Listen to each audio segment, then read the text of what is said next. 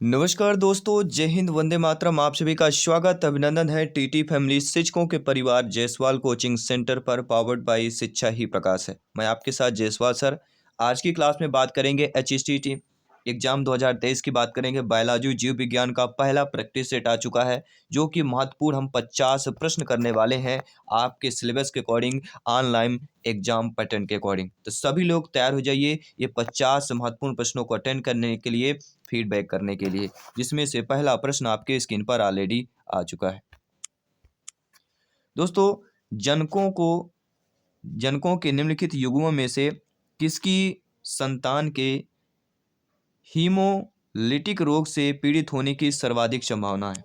RH plus माता, RH minus माता, RH minus माता, RH माइनस पिता, RH प्लस माता, RH प्लस पिता, RH माइनस माता, या RH प्लस पिता की बात करें या प्लस माइनस की बात करेंगे।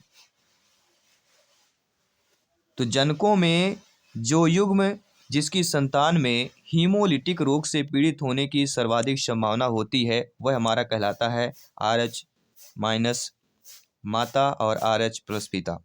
देखिए, सर्वप्रथम लैंडस्टीनर ने और इसके साथ वीनर ने रहीसस बंदर में RH कारक का वर्णन किया था। जब RH प्लस पुरुष और RH माइनस स्त्री से विवाह करता है तो भ्रूण भी RH कितना होता है? RH प्लस होता है। इसके कारण रुधिरलयन जो रोग था, या जिसे हम बोलते हैं इराइथोब्लास्टोसिस फीटलिसिस, इसकी जो स्थिति जो है वह उत्पन्न हो जाती है। तो ऑप्शन नंबर डी आपका यहाँ पे सही हो जाएगा। इसके बाद दूसरा प्रश्न है, त्वचा या मनुष्य में त्वचा के रंग की वंशागति का उदाहरण क्या हो जाता है? गुणसूत्री विपतन का, क्षयप्राभिता का, बिंदु उत्परिवर्तन का, या बहुजीनी वंशागति का? तो मनुष्य में त्वचा के रंग की वंशागति का जो उदाहरण हो जाता है वह बहुजीनी वंशागति का हो जाता है। ऐसे जीन जिनका व्यक्तिगत रूप से या अकेले प्रभाव कम होता है, किंतु सामूहिक रूप से ये महत्वपूर्ण लक्षण प्रारूपी अभिव्यक्ति दर्शाते हैं, बहुजीन कहलाते हैं। और इन जीनों की वंशागति को बहुजीनी वंशागति कहते हैं, जैसे मनुष्य में त्वचा के रंग की वंशागति। इसके बाद अगला प्रश्न है, भोजन विषाक्तता का कारण क्या होता है? तो भोजन विषाक्तता का कारण क्या होता है, सभी लोग बताइए। भोजन विषाक्तता का कारण ना तो नाइट्रोसोमोनास होता है, ना ही लैक्टोबैसिलस होता है, ना ही आपका एस्चेरिचिया कोलाई होता है। तो भोजन विषाक्तता का रीजन क्या होता है? इनमें से कोई नहीं। देखिए दोस्तों, भोजन विषाक्तता का जो कारण होता है, इसके समझने ये जरूरी है कि लैक्टोबैसिलस, स्ट्रेप्टोकोकस और माइकोक्रोकस और प्रोटियम, ये जो जातियां होती हैं दुग्ध उत्पादन को खराब करने के लिए उत्तरदायी होती हैं। लेकिन इन जीवाणुओं द्वारा उत्पन्न जो एक्सोटॉक्सिन होता है, इसके कारण भोजन विषाक्तता हो जाती है। ठीक है, तो आई होप सभी लोग समझ गए हैं।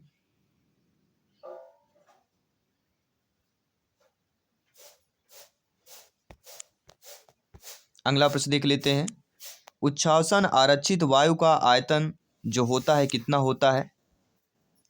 तो वह आयतन होता है 1000 मिलीलीटर। जी हाँ दोस्तों, अधिकतम चेष्टा करने पर प्रवाही वायु के अतिरिक्त वायु की जो मात्रा फेफड़े में बाहर निकल जाती है या निकाली जाती है, उसे उच्छ्वसन आरक्षित वायु कहते हैं। और इसकी औसतन मात्रा लगभग 1000 मिलीमीटर से आपके 1100 मिलीमीटर तक होती है। और निःश्वसन आरक्षित वायु की मात्रा लगभग आपके 2000, जी हाँ, 2000 मिलीलीटर होती है। और जैव क्षमता या सजीव सामर्थ्य लगभग कितना होता है? 4000 मिलीलीटर होता है। तथा कुल फुफ्फुस जो क्षमता होती है, लगभग आपके 5000 मिलीलीटर के आसपास होती है। तो ये भी चीज़ें आपको इंपॉर्टेंट है। अगला प्रश्न है कि वसा में घुलनशील विटामिन कौन सा है? तो सभी लोग लगभग जानते हैं कि विटामिन कोशिका कार्यों के समान एवं सुचारू क्रियान्वयन हेतु अनिवार्य होते हैं। इन्हें जल में घुलनशील विटामिन बी कॉम्प्लेक्स और विटामिन सी, जल में घुलनशील विटामिन की बात करते हैं। और तो हमारा बी और सी होता है। और एडक जो होता है ADE के, ये हमारे वसा में घुलनशील होते हैं। विटामिन बी और विटामिन सी जल में होते हैं, इसलिए हमारा सी ऑप्शन यहाँ पे सही हो जाएगा। ए डी ई के ये विटामिन जो आपके वसा में घुलनशील होते हैं, एडक। अगला प्रश्न है, रासायनिक उद्विकास के फलस्वरूप जीवन की उत्पत्ति की सही प्रकार से व्याख्या की गई है अथवा जीवन की उत्पत्ति के संबंध में सर्वाधिक उपयुक्त जैव रासायनिकवाद का प्रस्तुत किया गया था, किसके द्वारा किया गया था? तो AI ओपिरन के द्वारा किया गया था। जीवन की उत्पत्ति का आधुनिक मत AI ओपिरन तथा JBS हेल्डन द्वारा प्रतिपादन किया गया था। इस मत के अनुसार जीवन की उत्पत्ति पहले रासायनिक उद्विकास और फिर जैविक उद्विकास के लिए होने वाले भौतिक रासायनिक परिवर्तनों की लंबी श्रृंखला के परिणाम स्वरूप हुई है। अगला प्रश्न, न्यूनतम पुनरुद्ध भवन क्षमता क्या होती है? यानी कम से कम पुनरुद्ध भवन जो क्षमता कहलाती है वह आपका मस्तिष्क कोशिकाओं में होती है। डी ऑप्शन सही हो जाएगा। अगला प्रश्न है, अगला प्रश्न आपके स्क्रीन पर है, कोएस रेट निम्नलिखित में से किस वर्ग से संबंधित हो जाता है? तो यह आपके दोस्तों लिपिड कला द्वारा घिरे हुए आणविक पुंज से संबंधित हो जाता है। ऐसा माना जाता है कि आदि पृथ्वी पर अजैविक रूप से निर्मित बड़े कार्बनिक अणु अचानक साथ साथ अर्थात संपर्क में आए और अंतराणिक आकर्षण के कारण इन्होंने मिलकर बड़े कोलाइडी पुंजों का निर्माण किया। इसके बाद है अगला प्रश्न है, मेडुला ऑब्लांगेटा उत्पन्न होती है। तो मेडुला जो ऑब्लांगेटा होती है वह किससे उत्पन्न होती है? वह आपके एक्टोडर्म से उत्पन्न होती है। अगला प्रश्न है, मनुष्य में क्राइडोचैट सिंड्रोम का कारण क्या होता है? जी हाँ, मनुष्य में क्राइडोचैट सिंड्रोम का कारण रीजन क्या होता है? इसका रीजन होता है पांचवें गुणसूत्र की छोटी भुजा के आधे भाग की हानि। बी ऑप्शन सही हो जाए। अगला प्रश्न है, केचुआ क्या होता है दोस्तों? तो केचुआ जो होता है वह सभी लोग जानते हैं ऑलिगोकीटा कहलाता है। जी हाँ, फेरेटिमा पाथ्यूमा की बात करेंगे। केचुआ संघ एनिलीडा के वर्ग ऑलिगोकीटा से संबंधित होता है। साथ ही साथ अमीबी पुटी में परतों की संख्या कितनी होती है? तो आपकी जो अमीबी पुटी कहलाती है इनमें जो परतों की संख्या होती है वह 3 परत होती है। जी हाँ दोस्तों, अमीबा में बहुविखंडन तथा बीजाणु भवन प्रतिकूल परिस्थितियों में पुटी भवन के पश्चात होता है और अमीबी पुटी में 3 परतें होती हैं। अगला प्रश्न है, जैव घड़ियों से संबंधित ग्रंथि कौन सी होती है? तो जैव घड़ियों से संबंधित जो ग्रंथि होती है वह होती है पीनियल ग्रंथि। पीनियल ग्रंथि द्वारा मेलेटोनिन हार्मोन स्रावित होता है और रुधिर में इस हार्मोन की सांद्रता द्वारा एक दैनिक चक्र उत्पन्न होता है। मतलब दैनिक मतलब दिन रात दोनों बराबर की बात करेंगे। निम्नलिखित में से कौन सा आपका प्रोडिक्टेबल जनरलाइजेशन अथवा रिपीटेबल एक्सपेरिमेंटेशन पर आधारित नहीं होती है? तो इसके लिए जानना जरूरी, किस पर आधारित होती है? तो नियम पर, सिद्धांत पर, वाद पर आधारित होती है, लेकिन परिकल्पना पर आधारित नहीं होती। जी हाँ दोस्तों, परिकल्पना जो है प्रेडिक्टेबल जनरलाइजेशन रिपीटेबल एक्सपेरिमेंटेशन पर आधारित नहीं होती है। अकॉर्डिंग टू क्वेश्चंस पहला ऑप्शन सही हो जाएगा। इसके साथ ही अगला प्रश्न है, शशक में किस प्रकार के दंत अनुपस्थित होते हैं? चावर्णक, अग्रचावर्णक, रदनक या कृतंक की बात करेंगे।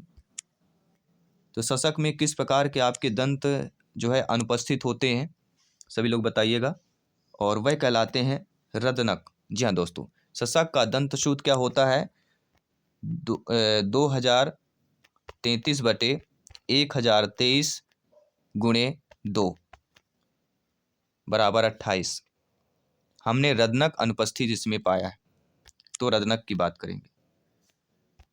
श्वसन का नियंत्रण केंद्र कौन सा कहलाता है? तो श्वसन का नियंत्रण केंद्र जो होता है मेडुला ऑब्लांगेटा कहलाता है। बी ऑप्शन सही हो जाएगा। इसके साथ ही अगला प्रश्न है कि स्पंज अभिलक्षित होते हैं। स्पंज जो होते हैं किसमें अभिलक्षित होते हैं? स्पंज जो होते हैं आपके कोइनोसाइट्स द्वारा भी होते हैं, नाल तंतु द्वारा भी होते हैं और एक निकास तथा असंख्य मुखिकाओं द्वारा भी होते हैं। तो उपरोक्त सभी जो ऑप्शन दिया गया है वह हमारा सही हो जाएगा। डी ऑप्शन सही हो जाएगा। इसके बाद अगला प्रश्न दिया गया है, आप लोगों की स्क्रीन पर है।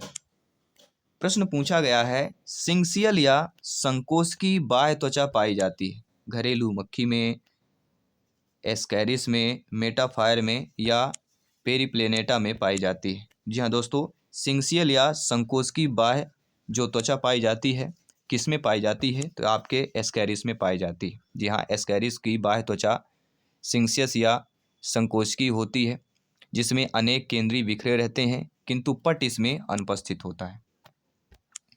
निम्नलिखित में से किसकी अनुपस्थिति में वसाओं का पायसीकरण नहीं होगा? तो वसाओं का जो पायसीकरण होता है लाइपेस, पित्तवर्णक, अग्नाशयी रस में होता है, लेकिन पित्त लवण में नहीं होता है। जो आपका किसकी अनुपस्थिति में? तो पित्त लवण की अनुपस्थिति में वसाओं का पायसीकरण नहीं होता है। पित्त में उपस्थित पित्त लवण वसा बूंदों को उनका पृष्ठ तनाव घटाकर अनेक छोटी छोटी बूंदों में तोड़ देती हैं और इस प्रक्रिया को वसा का पायसीकरण कहते हैं।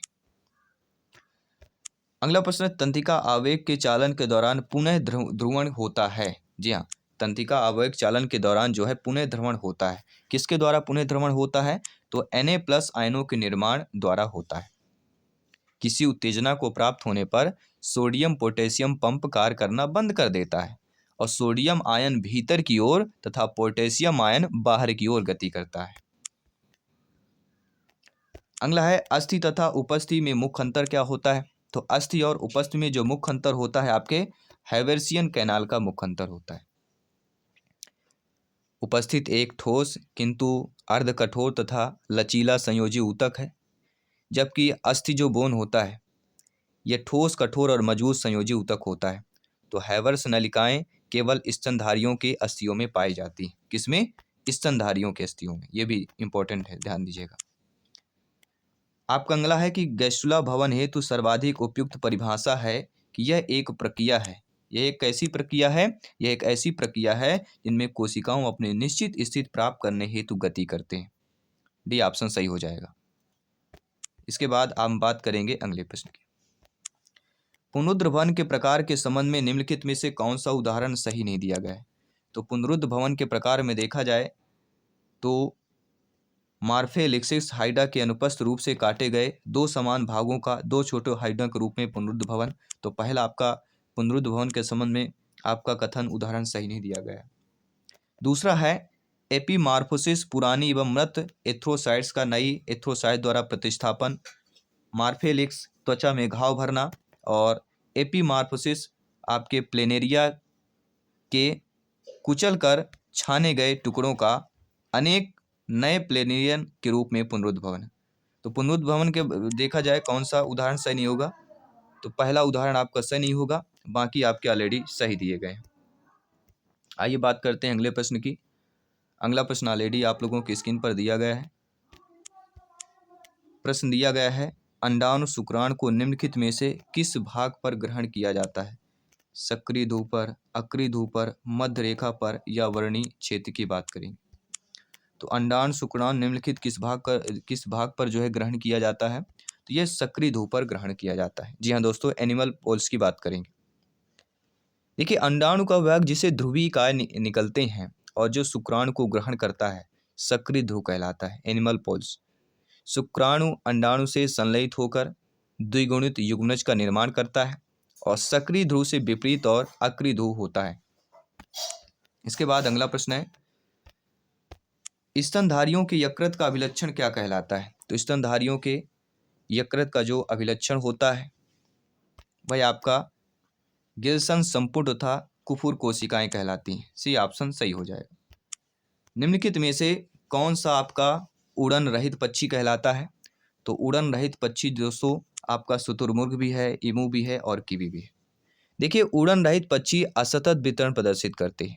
इनकी टांगे सुविकसित एवं शक्तिशाली और सिरा छोटा होता है तथा नेत्र एवं पंख जो होते हैं अभिकस्मित होते हैं, जैसे शुतुरमुर्ग, ईमू, कीवी, कैशोवरी, ये सारी चीजें होती हैं।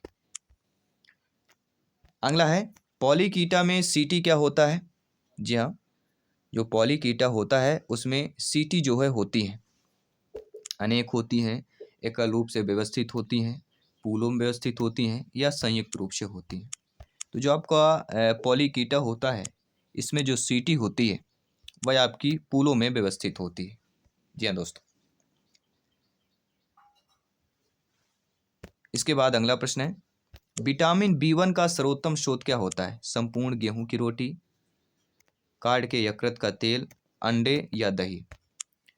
यहाँ विटामिन B1 का सर्वोत्तम स्रोत पूछा जा रहा है और सर्वोत्तम स्रोत होता है संपूर्ण गेहूं की रोटी।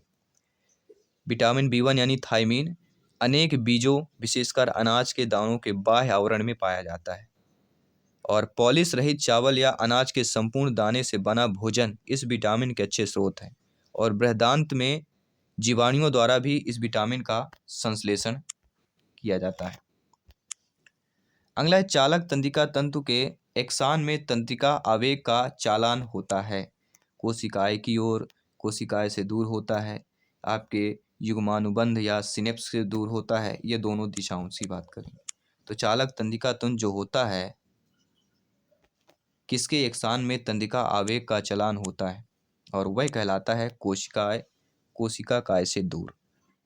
तंत्रिका आवेग तंत्रिका कोशिका की झिल्ली के विध्रुवण की एक तरंग है और तंत्रिकी आवेग न्यूरॉन के साथ साथ सिनेप्स के पार तक स्थानांतरित होता है। चालक तंत्रिका तंतु के एक्सान में तंत्रिका आवेश कोशिका काय से दूर गति करता है। कारकीय रूप से निम्नलिखित एंजाइम की क्रिया द्वारा यूरिया उत्पन्न होती है। यूरिकेस, यूरियस, अर्जिनेस या इनमें से कोई नहीं। तो कारकीय रूप से निम्नलिखित एंजाइम की क्रिया किसके द्वारा उत्पन्न होती है? तो ये आपके अर्जिनेस की बात करेंगे। जी हाँ दोस्तों, यूरिया चक्र यकृत कोशिकाओं में होता है। इस चक्र में जल अपघटनी एंजाइम अर्जिनेस की सहायता से आजनी यूरिया तथा आर्निथीन में विभक्त हो जाता है और जल का एक अणु निष्कासित होता है। अगला है संकुचनशील धानी उपस्थित होती है पैरामीशियम में, युगलिना में, अमीमा में या इनमें से सभी होती है। तो जो आपका संकुचनशील धानी होती है ये किस में उपस्थित होती है? तो आपके पैरामीशियम में भी होती है, युगलिना में भी होती है और अमीमा में भी होती है, अर्थात उपरोक्त सभी में होती है। तो यहाँ पे हमारा जो डी ऑप्शन है वह हमारा सही हो जाएगा। ठीक है, संकुचनशील धानी स्वतंत्र जीवी प्रोटोजोआ जंतुओं में पाई जाती है किंतु परजीवों में यह अनुपस्थित होती है और इसका मुख्य कारण क्या होता है? परासरण नियंत्रित करना। अगला प्रश्न है दोस्तों, मैंडिबल्स अनुपस्थित होते हैं मच्छर में, घरेलू मक्खी में, मधुमक्खी में या तितली में आपके अनुपस्थित होते हैं। तो वो आपके मैंडिबल्स अनुपस्थित होते हैं वह आपके किस में अनुपस्थित होते हैं? तो घरेलू मक्खी में अनुपस्थित होते हैं। जी हाँ दोस्तों, घरेलू मक्खी के मुखोपंग स्पंजी प्रकार के होते हैं और इनमें मैंडिबल्स का अभाव होता है। इसके मुखोपंगों में लेबियम सबसे विकसित भाग होता है जो झुंड का निर्माण करता है। अगला प्रश्न है, स्पंजों की जंतु प्रकृति प्रदर्शित होती है जंतु संभोजी पोषण द्वारा, सेलुलोज की अनुपस्थिति द्वारा, पचमाभी लार्वा की उपस्थिति द्वारा या उपरोक्त सभी की बात करें। तो स्पंजों की जंतु प्रकृति प्रदर्शित होती है किसके द्वारा प्रदर्शित होती है? तो आपके जंतु संभोजी पोषण द्वारा भी होती है, सेलुलोज की अनुपस्थिति द्वारा भी होती है, पचमाभी लार्वा द्वारा भी होती है, अर्थात जो उपरोक्त सभी ऑप्शन दिया गया है वह हमारा सही हो जाएगा। अगला प्रश्न है, बिडर कैनाल किस में पाई जाती है? मेढक के वृषणों में, मेढक के वृक्कों में, स्तनधारियों के वृक्क में या स्तनधारियों के अंडाशय में पाई जाती है। तो बिडर की कैनाल जो है किस में पाई जाती है? सभी लोग बताइएगा। तो बिडर की कैनाल मेढक के वृक्क में पाई जाती है। बिडर की नालिका नर मेढक के वृक्क में पाई जाती है। किसके? नर मेढक के वृक्क में पाई जाती है। इसके द्वारा वृषण में शुक्राणु स्थानांतरित होता है। अगला है, निम्नलिखित में से किसकी क्रिया द्वारा ट्रिप्सिनोजन सक्रिय ट्रिप्सिन के रूप में परिवर्तित होती है? आपके कोलिसिस्टोकाइनिन, एंटेरोकाइनेस या सीक्रेटिन की बात करेंगे। तो किसकी क्रिया जो है द्वारा ट्रिप्सिनोजन सक्रिय ट्रिप्सिन के रूप में परिवर्तित होती है और वह कहलाता है एंटेरोकाइनेस की बात करेंगे। ट्रिप्सिन तथा काइमोट्रिप्सिन आपके प्रोटियोलाइटिक एंडोपेप्टाइड्स ये अपने निष्क्रिय रूपों क्रमशः जो ट्रिप्सिनोजन या काइमोट्रिप्सिनोजन के रूप में स्रावित होते हैं। आंत द्वारा स्रावित एंटेरोकाइनेस निष्क्रिय ट्रिप्सिनोजन को सक्रिय ट्रिप्सिन के रूप में परिवर्तित कर देता है। अगला है सरीसृपों का सुनहरा युग था। कौन सा सुनहरा युग था? प्रोटेरोजोइक महाकल्प, पोलियोजोइक महाकल्प, मीसोजोइक महाकल्प, सीनोजोइक महाकल्प। तो कौन सा महाकल्प जो है सरीसृपों का सुनहरा युग था? और वह कहलाता है मीसोजोइक महाकल्प। जी हाँ दोस्तों, मीसोजोइक महाकल्प सरीसृपों का युग कहलाता है। और सीनोजोइक जो महाकल्प जो युग होता है यह स्तनधारियों का युग कहलाता है। और जो आपका पेलियोजोइक महाकल्प होता है यह होता है मछलियों का युग। ठीक है, तो पेलियोजोइक महाकल्प मछलियों के लिए, सीनोजोइक स्तनधारियों के लिए, और मीजोजोइक जो होता है यह सरीसृपों के लिए होता है। अगला है डी व्रीज के मतानुसार उद्विकास क्या होता है? असतत होता है, अचानक होता है, सतत होता है, ये दोनों होते हैं। तो डी व्रीज के अकॉर्डिंग देखा जाए जो उद्विकास होता है वह आपका असतत भी होता है और अचानक भी होता है। अर्थात जो डी ऑप्शन दिया गया है ए व बी दोनों हो जाएंगे। देखिए, ह्यूगो डी ब्रेज ने उद्विकास की क्रियाविधि का वर्णन करने के लिए उत्परिवर्तन का सिद्धांत दिया और उन्होंने कहा कि उद्विकास असतत तथा अचानक होने वाली प्रक्रिया है। अर्थात किसी समिष्टि में उत्परिवर्तित जीन की आकृति में वृद्धि की संभावना होती है और यदि वह जीन प्रकृति द्वारा चयनित रहे तब। अगला प्रश्न है, समुद्री एनीमोन में किस प्रकार की सममिति पाई जाती है? द्विअरीन, असममित, गोली या पंचभुजी पाई जाती है। तो समुद्री एनीमोन में किस प्रकार की आपकी सममिति पाई जाती है? और वह कहलाती है द्विअरीन। जी हाँ दोस्तों, द्विअरीन सममिति। अरिसममित का ही एक प्रकार है जिसमें जीव को लंबवत अक्ष के गुजरने वाले केवल दो तलों से ही दो समान अर्धभागों में विभाजित किया जा सकता है। उदाहरण जैसे वालनट, उपसंग टीनोफेरा हो गया। इसके बाद समुद्री एनीमोन, एंथोजोवा, ये सारी चीज़ें आपके एग्जाम्पल्स हैं। अगला हीमोसील पाई जाती है, किसमें पाई जाती है? हाइड्रा तथा आरेलिया में, टीनिया तथा एस्कैरिस में, आपके पेरिप्लेनेटा तथा पाइला में, या बेलेनोग्लासस या हार्डमानिया की बात करें तो हीमोसील किसमें पाई जाती है? तो हीमोसील जो होती है वह आपके पेरिप्लेनेटा तथा पाइला में, दोनों में पाई जाती है। अनेक जंतुओं में कुछ सीमा तक प्राथमिक देह गुहा या ब्लास्टोसील बनी होती है जो या तो संकरी रुधिर कणिकाओं द्वारा घिरी होती है, जैसे एनिलिड जंतुओं में हो गए, या रुधिर में भरे स्थान जिसे हम कहते हैं हीमोसील के रूप में खुली अवस्था में, जैसे मोलस्का, आर्थ्रोपोड में पाई जाती है। तो आपका पेरिप्लेनेटा तथा पाइला की बात करें। अगला प्रश्न है, निम्नलिखित में से कौन सा कीट वर्ग से संबंधित है? कीट वर्ग से आपका कौन सा संबंधित है? क्या वह आपका जूलस है, रजतमीन है, लॉबस्टर है या झींगा है? तो कीट वर्ग से जो आपका संबंधित हो जाता है वह आपका हो जाता है रजतमीन, सिल्वर फिश। जी हाँ, रजतमीन यानी लेप्सिमा की बात करेंगे। और कीट वर्ग आपका इनसेक्टा है। झींगा जो कहला जाता है वह प्राण का कहला जाता है। और केकड़ा जो कहला जाता है लॉबस्टर, लॉबस्टर का केकड़ा कहला जाएगा। एंड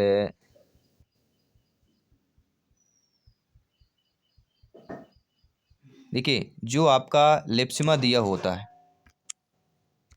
जो लेप्सिमा है वह कीट वर्ग से संबंधित हो जाता है।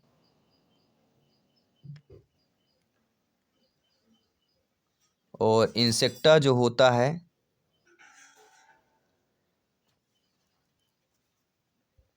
अगला प्रश्न देख लेते हैं, क्रॉसिंग ओवर क्या होता है?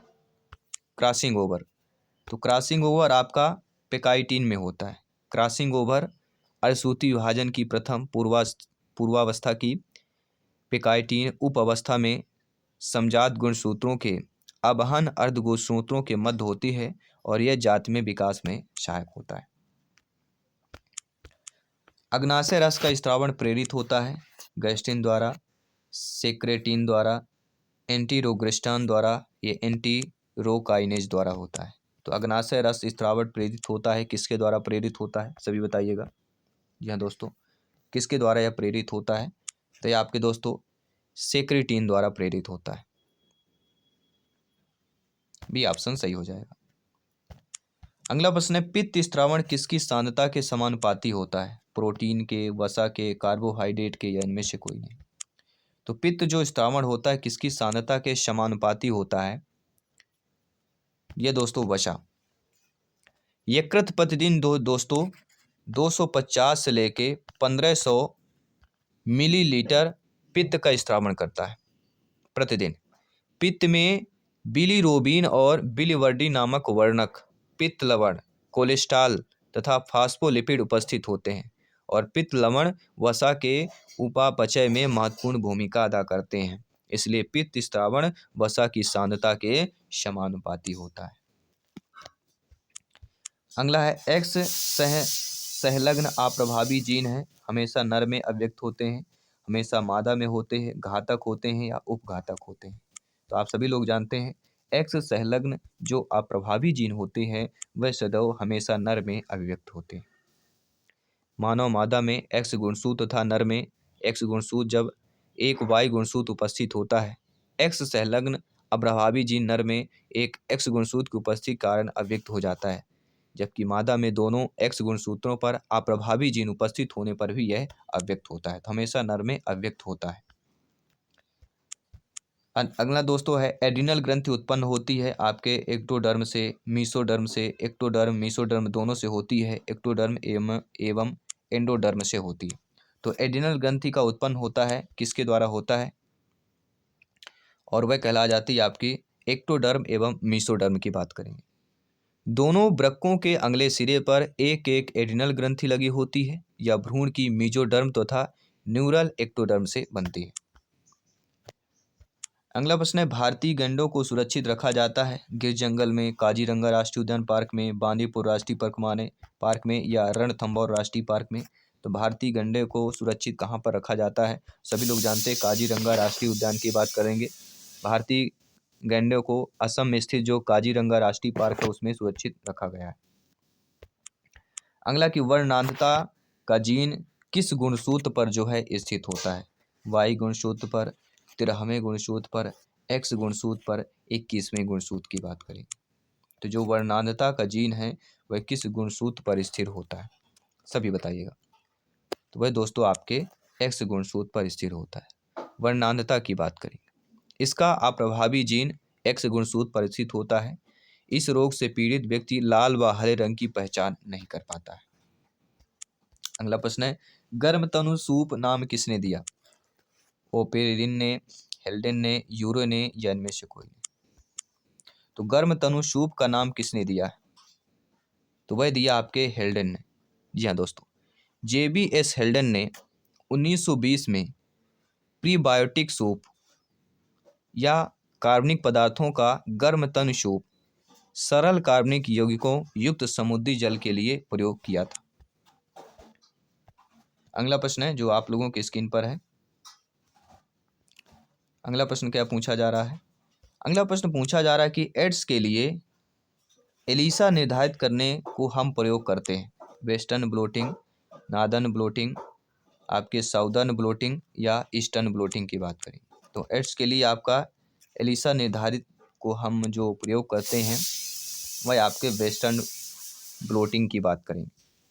हम HIV द्वारा, एड्स जो होता है HIV द्वारा होता है और HIV संक्रमण को जानने के लिए ELISA enzyme linked immuno sorbent assay का प्रयोग किया जाता है और इसके निर्धारण के लिए वेस्टर्न ब्लोटिंग टेस्ट किया जाता है। अगला जो प्रश्न दिया गया है कि DNA टेम्पलेट पर RNA का जो संश्लेषण कहलाता है वह पारक्रमण, रूपांतरण, अनुलेखन या स्थानांतरण कहलाता है। तो DNA टेम्पलेट पर RNA का जो संश्लेषण कहलाता है वह हमारा अनुलेखन कहलाता है। क्या कहलाता है? DNA टेम्पलेट व RNA पॉलीमरेज एंजाइम की सहायता से RNA का संश्लेषण अनुलेखन कहलाता है। यह प्रोकैरियोटिक कोशिका के कोशिका द्रव्य या यूकैरियोटिक कोशिका के केंद्रक में होता है। और अगला प्रश्न है, 50 प्रश्न हम ऑलरेडी कंप्लीट कर चुके हैं और ये प्रश्न आप सभी के लिए मॉक क्वेश्चन में कि 20 भिन्न अमीनो अम्ल के लिए 64 कोडोन में से केवल 61 कोडोन ही कूटित होते हैं। अनुवांशिक कूट का यह लक्षण कहलाता है अपहास कहलाता है आपके असंदिग्ध प्रवृत्ति कहलाती है, निरर्थका कहलाती है, या आपके अतिव्यापी कहलाती है। तो 20 भिन्न अमीनो अम्ल के लिए 64 कोडोन में से 61 कोडोन ही कूटित होते हैं। ये अनुवांशिक कूट का लक्षण क्या कहलाता है, ये आपको कमेंट करके बताना है, मॉक क्वेश्चन करके बताना है। और ये 50 प्रश्न आपको कैसा लगा, पहला प्रैक्टिस सेट आपको कैसा लगा, नीचे कमेंट बॉक्स में अवश्य शेयर कीजिएगा। बाकी 7 PM में हमारी पेडागॉजी की लाइव क्लास होगी, तो अवश्य जुड़िएगा। सभी मित्रों को जय हिंद, वंदे मातरम, धन्यवाद सभी का।